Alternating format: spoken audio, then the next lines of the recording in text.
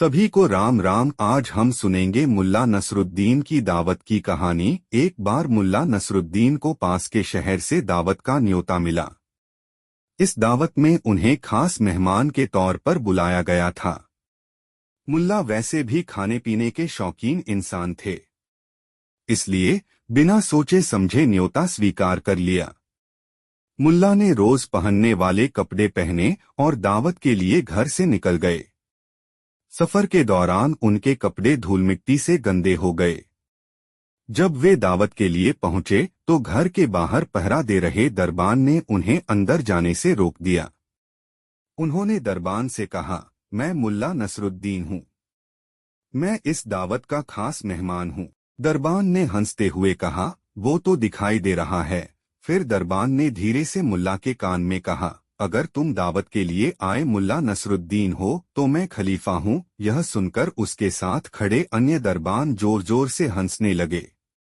फिर दरबान ने उन्हें वहां से जाने के लिए कहा और दोबारा आने से मना कर दिया। मुल्ला नसरुद्दीन कुछ सोचते हुए वहां से चले गए। जिस शहर में दावत थी उसी के पास मुल्ला का एक मित्र रहा करता था। वह अपने मित्र के घर चले गए। मुल्ला नसरुद्दीन अपने मित्र से मिलकर खुश हुए। थोड़ी देर बाद उन्होंने सारी बातें अपने मित्र को बताई।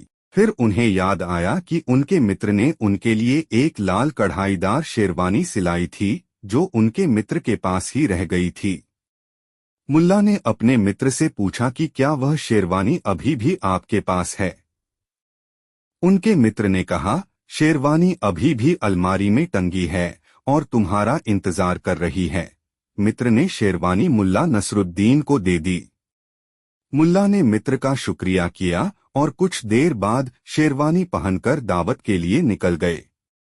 इस बार जब दरवाजे पर पहुंचे तो दरबान ने उन्हें सलाम किया और बाइज्जत दावत खाने तक ले गया।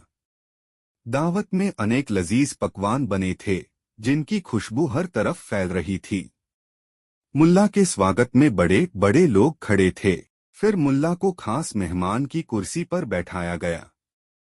उनके बैठने के बाद ही बाकी सभी मेहमान बैठे। सभी की नजर मुल्ला पर ही थी। मुल्ला को खाने में सबसे पहले शोरबा परोसा गया। मुल्ला ने शोरबा उठाया और अपनी शेरवानी पर उड़ेल दिया। यह देख सब हैरान रह गए। एक ने उनसे पूछा, आपकी तबीयत तो ठीक है ना? जब सब ने बोलना बंद कर दिया तब मुल्ला ने अपनी शेरवानी से कहा, उम्मीद है कि तुम्हें शोरबा लजीज लगा होगा।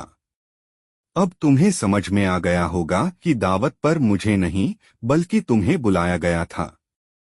कहानी से सीख। इस कहानी से यह सीख मिलती है कि किसी की पहचान उसके पहनावे से नहीं करनी चाहिए।